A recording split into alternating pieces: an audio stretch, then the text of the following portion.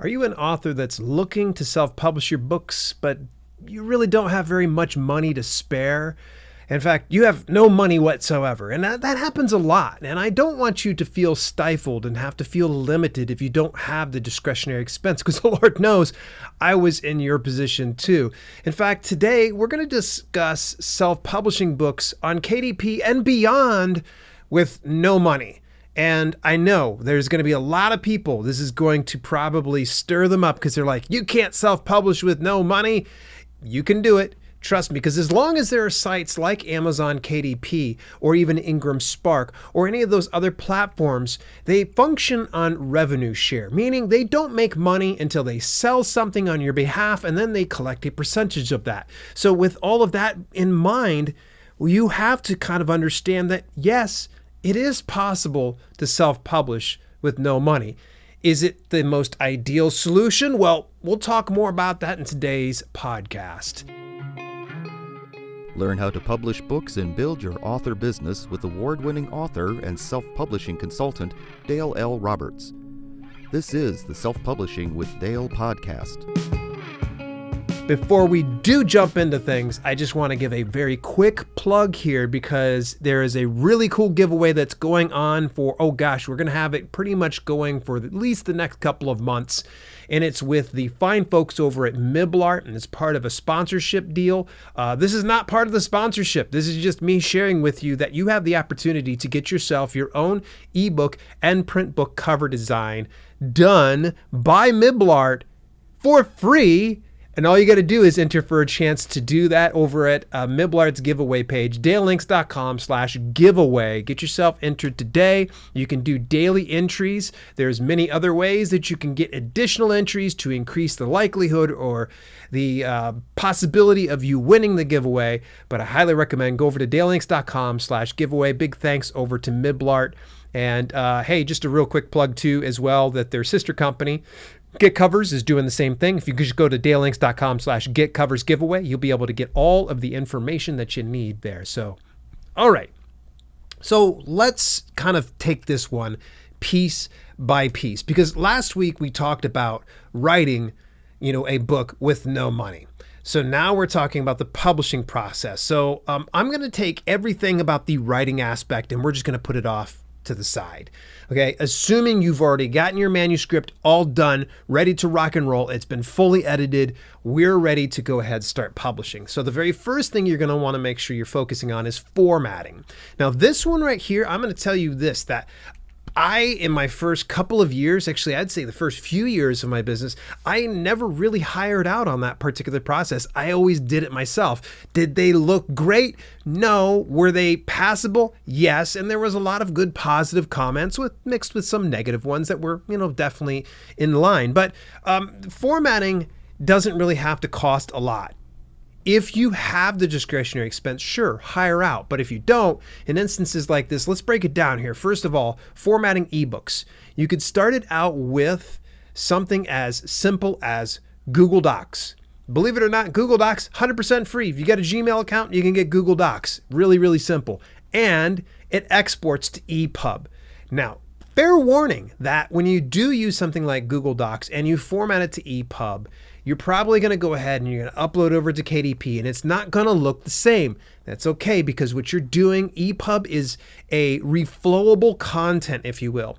It's better than fixed layout, because I'm going to tell you, when I've purchased a book or an ebook of some sort and it's fixed layout, it's rather frustrating because I have different eyesight than what you do and vice versa. And so I like to actually consume my content differently, and having a reflowable content ebook makes all the difference in the world. So just so you know, Google Docs isn't going to make it super sexy. I'm sure there's tons of tutorials out there that you can follow and get it to where it looks a lot better, but Google Docs is definitely a good place to start. Now, this is one of the ones that I've used and I continue to use from time to time when I'm updating some of my old manuscripts, and it's called Calibre. Or it's Calibre. I'm not really sure the pronunciation. Either way, it's open source software that's available to everyone for free that you can essentially take and format your docx or your doc or any of the documents that you've created, and you can format that over into any type of ebook that you wish to. There's a little bit of a learning curve, but there are tons of tutorials online and tons of videos that can walk you through the whole steps.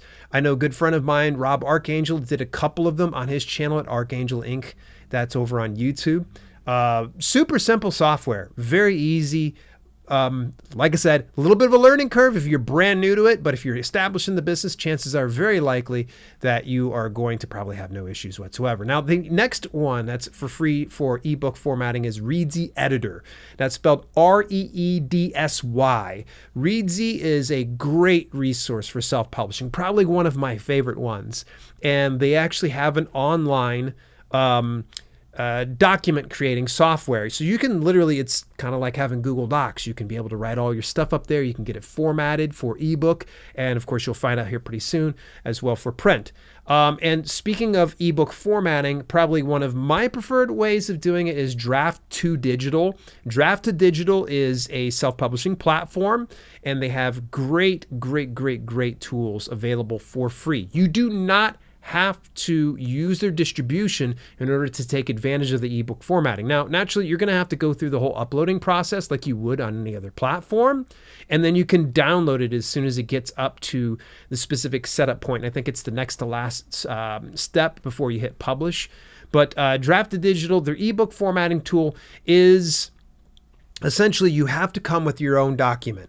And when you upload it, you can choose from any number of templates that they have available. Now, it's not very flexible, all right? So it doesn't mean that you can go in to Draft to Digital and change things like, say, what you could over on Reedsy or with Calibre or Google Docs. So make sure that you have your document all ready to rock and roll and then upload it to Draft to Digital. They have a number of other tools that are involved with the ebook formatting tool.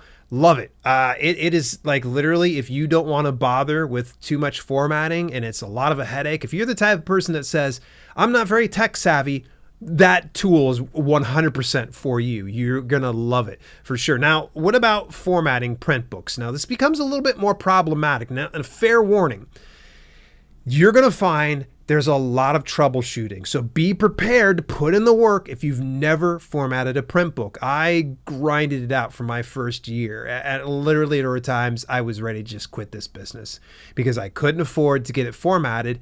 Also, I just trying to do it on my own was a real headache.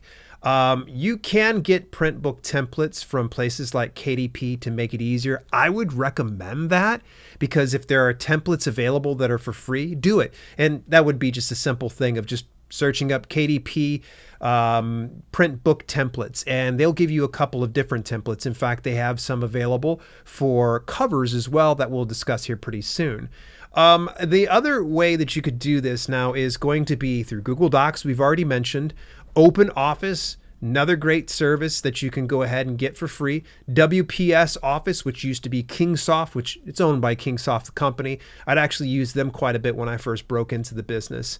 Going in and formatting those things, it becomes a little bit more difficult. Like I said, becomes a little bit more problematic. It's going to take a lot of troubleshooting. If you do have access to my free course for beginners, that's probably a great place to go. That's over at DIYpublishing.biz/free. And you can watch the whole thing that you want to. It walks you through all the whole process for beginners. And one of those is formatting your print book. And I show how to do it using just the software and such. But the other one, Reedsy Editor, we already covered. And of course, the one that is most newest to this whole area is going to be Draft to Digital's ebook to print conversion tool. And what they'll do is they'll take your ebook manuscript and then convert that over into print. Now, it is really neat. It's, again, very nice, robust tools that are available, but you do have to come with your manuscript 100% ready to rock and roll because you can't edit or fix it within Draft to Digital. You have to fix it before you come there. If you've not been able to set up an account before, I highly recommend just go to drafttodigital.com. I've got a referral link, but honestly, just go there to use that, and you just tell them that I sent you on over there. Okay, so that's the formatting end of things. What about book covers? Let's start out with the ebook covers. All right, now these ones are going to be a very steep learning curve. If you do not have an eye for graphic design, you're going to end up with some pretty hit-looking covers. But I always believe something's better than nothing. And at least getting a good cover, or at least a passable cover, is a step in the right direction. So my very first one I'm going to recommend to you is called GIMP. GIMP I continue to use to this day. In fact, I couldn't afford Photoshop. $10 per month was just unrealistic to me back at that point. Now that I've used GIMP, it was so funny. I had actually picked up a subscription to Photoshop at one point or another, but I didn't really want to learn it. So I spent an entire year on a Photoshop membership that I never end up utilizing because I'm just so good at GIMP. I'm able to kind of get through that. There are a lot of great resources to learn how to use GIMP, but you can find GIMP over at gimp.org. That's GIMP.org. And I think it stands for GNU Image Manipulation Program is what it's called. 100% free program. Really good. I've always enjoyed it, and I still used it to this day. Canva is going to be the other one. So those of you that are like, ooh, I'm not really tech savvy. I need some type of template set up. So that way all I got to do is just switch out some elements and such. Canva is going to be another option. Is it going to be the one I wholeheartedly endorse? No, because there's a little bit of a weird hang up right now, and I'm not sure if there's any truth to it. There's been some issues with people getting their covers flagged that were done through Canva because of rights issues and such, but I don't know much about that and I can't speak on it, but at least I'm giving you some resource. You can always reach out to Canva support to find out if that works out for you, but that's Canva, like as in Canvas, but you just go to canva.com. Now, the other one, if you're looking for a Photoshop knockoff that's a little bit closer to Photoshop than what GIMP is, it's called PhotoP. Now, that's P as in the type of peas that you eat, PEA. PhotoP is another one that actually creates PSD files. If you can understand Photoshop and follow along some of those tutorials, you can probably follow along to PhotoP. Oh, and by the way, Canva, a million tutorials online for Canva. A good friend of mine, Paul Marlis, actually has a number of videos about using Canva and creating covers with them. So something to consider. Now, for print books, you're going to definitely want to look into the downloadable templates that you can get through KDP. 100% free. What you end up doing is you tell them the size of your book, you tell them the number of pages, and you tell them the type of paper that you're going to be utilizing. And then they spit out a template that you can use. You can drop into GIMP, Canva, PhotoP, any of those ones. I just recommend using that one because it's very useful. But if you plan on going to other platforms outside of KDP, you may want to select their specific type of template. So for instance, Ingram Spark has their own type of templates. Lulu has their own type of templates. So just look at that one. But for the sake of just brevity, let's just focus on the fact that KDP has great downloadable templates. And I still use those to this day as well. But at any rate, Draft to Digital also has the ebook to print cover conversion tool. So let's just say, as a for instance, you got done with your ebook cover. All you got to literally do is take that ebook cover, plug it into Draft to Digital, and they will create the cover for you. They'll figure out all of the things like how big it needs to be. It'll even figure out the type of colors that it's going to pull from based on the dominant color on your ebook cover. There are so many different features, and to be honest with you, I haven't had the time to sit down and actually play with it a lot more, but I got to get a good idea of what's going on there. Again, Draft to Digital actually encourages authors to utilize their free tools. They say you don't have to. They don't want you to be beholden to their platform if you're using the free tools. They would like it if you did, but they're not forcing you to do that. All right, so we got the formatting done. Now let's think about things like keywords. Now, the reason why I'm going to discuss keywords before I discuss book descriptions is for good reason. Last week, I already kind of just discussed briefly about keywords, but let's touch on it again. Finding the right keywords is how you build that bridge between your book and the potential readers that should find your book as of use. But those keywords are going to vary based on the niche, and you can't just guess your way through it. At first, you're going to have to guess, but you're going to use a couple of tools. The very first tool you're going to need to get is Amazon DS Quick View. It's a great tool that works with on Amazon.com, and you plug it into your browser extension, and anytime that you visit Amazon.com, it's going to give the product details for every single item you see, and this includes books. So let's just say, for instance, I'm looking up home workouts for men over 40, and I type that on in there. It's going to pull up all of these different books that are related to that specific keyword that I gave you. It is a keyword phrase. Remember, keywords don't have to just be a single term. So when I look that up, it's going to give me 16 results typically, and it's going to give me a handful of different ads. You'll know it's an ad if it says sponsored next to it. Ignore those. Do not pay attention to those because those are paid placement. We want to see what comes up organically. And speaking of organic, anytime you're doing your keyword research, do it in incognito mode, meaning that you want to have it to where it's private, because if you're looking within your own browser, Amazon is going to serve you results based on your interests, based on your browsing history, based on your buying history. We don't want that. We want something that is untainted. We want to see a general recommendation it gives out to the audience. So what you're going to do is, as you're thinking about your publication, think about the best words to describe your publication. And then you're going to go into incognito mode, go into the Amazon Kindle store or the Amazon bookstore, either one's fine. And then you're going to start to type out your keyword, first word instead of phrase, if you will. And then wait for the auto suggest to populate. Jot down any of the keywords that seem like they closely relate to your book. And then you're going to go through this whole process and you're going to have dozens of keywords when you're all done. The next thing you're going to want to do is you're going to want to hit the search. Yeah, that's right. Now that you got the keywords, we're going to search it. And when it brings it up, pay attention to the top left. The very first thing we want to be mindful of is how many products are there? How many products are in this particular keyword that's associated with it? Because if we see that it has millions of results, that means it's probably going to be highly competitive. Probably.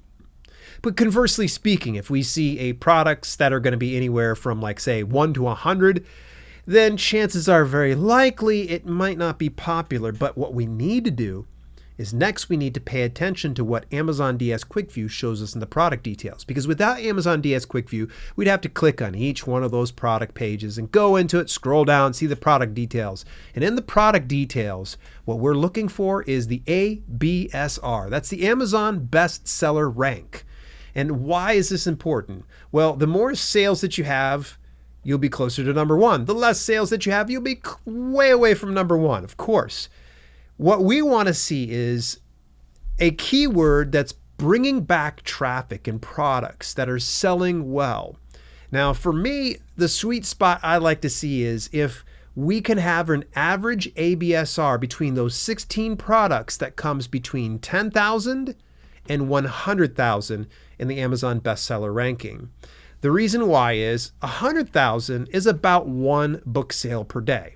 I think all of us can agree we could probably sell one book a day.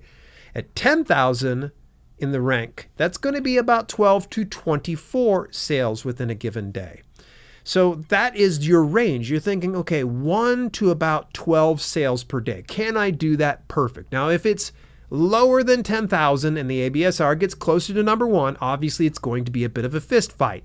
If you find a keyword that is relevant to your publication, if you say, this is it, Dale, I don't care about the rank, that's totally fine. Not all hope is lost because after all, you're going to probably be driving some book sales and you might end up getting first page placement. And by the way, folks, stop looking for your book on first page placement. Remember that every customer's experience is tailored to their needs. So what you might find in incognito mode might not be what I see in my regular mode. It might not be what you see in your normal mode. So don't stress about first page placement. Stress about marketing and promoting your book. Now, the next thing is, now we've got the keywords. When you start to narrow down those particular keywords, I want you to find, I would say, a good handful of great keywords that you're going to utilize, because those keywords are going to go into your back end inside the 7 keywords. You want to find 7 really, really good ones. And the other thing is, now we're going to take some of those keywords and we want to get those to organically be woven within a book description. Because the book description, you can definitely do it on your own. By the way, you'll hear me refer to book descriptions as ad copy. And ad copy is a way of, selling a product. And that's ultimately what you want to do with your book description. Now, here's a tip. Incorporate those keywords to validate customer search and improve search engine optimization. I've heard a couple clowns out there that believe that keywords are not indexable and not discoverable inside a book description. And that's not even true. It's actually part of a word cloud. In fact, you want more details about that, visit thekindlepreneur.com. And he has so many articles regarding this. But all that to say this is get the right keywords to, at the very minimum, validate a customer's search. So let's say, for instance, workouts for men over 40. I've typed that in there. It pulls it on up. And I see a bunch of products. And I go ahead and I click on one and I read that description. It says, this book is for men over 40. Or this workouts for men over 40. When I see that, it makes me go, oh, okay, this is what I was looking for. This is definitely what I want to go ahead and look into. Now, as you're kind of building out your book description, I would highly recommend have a few peers proofread and offer feedback. Notice they say peers. Author peers is what I'm trying to say. Great community. You can always come join me over in Discord, dalelinks.com/Discord, and you just jump on in there, and we actually have a channel specifically devoted to giving feedback for book descriptions. But the reason that you want another set of eyes to kind of look at that is it's going to be a great way to address concerns, typos, grammatical errors, maybe something that is out of order, things that don't make sense or need to be clarified just a little bit. 3 people would be a great way to actually get your book description written. Now, ways to write your ad copy, right? There's the way you can just do it is just do it yourself. I know that is a tall ask for a lot of authors. And for me, especially, I've spent hours trying to do book descriptions before. I just hire out anymore on stuff like that. Or you can try something that I've been playing around with a lot lately. ChatGPT. I know everybody's like, oh no, here we go. He's lost his mind. He's using AI to create his book descriptions. It's actually quite good. Is it perfect? No, not by any stretch. But when you get really good with ChatGPT and giving it the right commands, and you can even go in and tweak some things, it actually is pretty phenomenal. So you could always just write your book description and then put it on into ChatGPT and say, hey, could you write this better? Or this is my old description, try to do this new one. Now, you're going to really want to set up a prompt, and it's going to probably take you a few times before you figure out the best way to put it.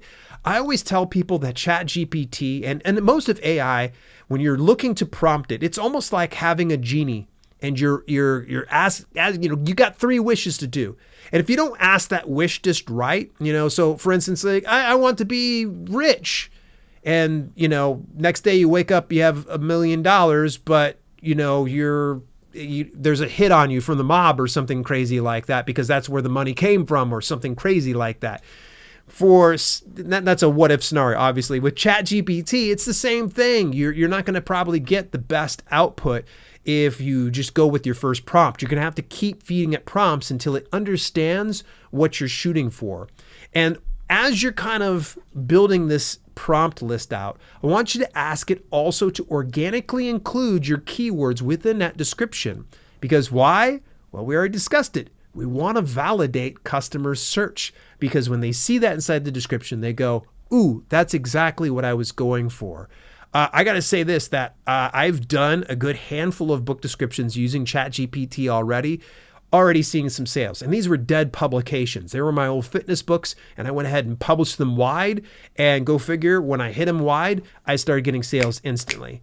And that part right there was really reassuring, especially since it was like, I didn't really want to mess around with my fitness books, but I did it out of curiosity to see how I could, what I could do with ChatGPT. So that just goes to prove it. And I need to probably do an entire broadcast about using ChatGPT and some of the commands that I put in place, because it's pretty fascinating. And I know my way is not the ultimate way of doing things, but the output that came out was really, really good. Real quick, before we do final thoughts here, folks, just a reminder, if you haven't already entered for the next giveaway for Miblart, go do that, because they're going to be doing an ebook and print book cover design. Go over to dalelinks.com/giveaway. If you did the first contest, great, fantastic. Keep in mind that all those entries are done. That's finished. We started another one. So you might go, I already entered it. No, you didn't. We've already started a new one. Go get yourself entered again. We're going to have 4 of these giveaways all together for both Miblart and Get Covers. This is our second one. We've got a few more to go here, and I don't want you guys to miss out on this one. This was a very big deal that Miblart was willing to give away things like this for free. And by the way, it's valued at $150. So that is a pretty darn good thing. And especially if you're trying to publish your books for free and they're going to be hooking you up, please sign me up. DaleLinks.com/giveaway. Here are my final thoughts when it comes to publishing your book for free. Is it possible to publish with no money? Absolutely. Absolutely you can. I've done it a number of times. Now, would I recommend it to everyone? No. It's not the most ideal solution. To be honest with you, if you have the discretionary expense to hire a cover designer, I'd say get a cover designer. If you have the discretionary expense to get a formatter, do that. I would say start with a good cover designer. I could always plug things like Miblart, Get Covers. Shoot, there's even services like 99 Designs. I've even mentioned Fiverr on a number of instances.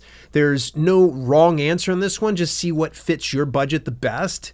Now, is publishing with no money ideal? Not really, because you could be spending your time writing your next book, marketing your other books or your backlog, or just enjoying life in general. Don't be discouraged by the lack of money that you have if you're an author. Work with what you have and scale up as your income grows, because it's going to happen. The cream always rises to the top, and I want you to have faith and belief and confidence in what you're doing as an author. There's some reader out there that is just waiting for your book to be published. That is going to be the thing that makes their day. It's going to suspend their disbelief when they need it most. It's going to inform them when they need to be educated on a specific topic. It's going to fulfill a need for somebody. And by getting it to where you're restricted by your budget and you're stopping yourself because you believe you can't publish with no money, I don't think that's very fair to you or that potential reader. So give it a shot. Hopefully some of these tips have helped you out. I do have another couple of weeks about talking about all of self-publishing with no money. In fact, next week, we're going to be talking about book marketing on Amazon with no money. Yep, so book marketing, that is one that a lot of people always come to me with questions about, and I hope that I can be able to cover that in next week. Till then, I will catch you guys there. You've been listening to the Self-Publishing with Dale podcast. Visit us at selfpublishingwithdale.com for more information on how you can level up your self-publishing business.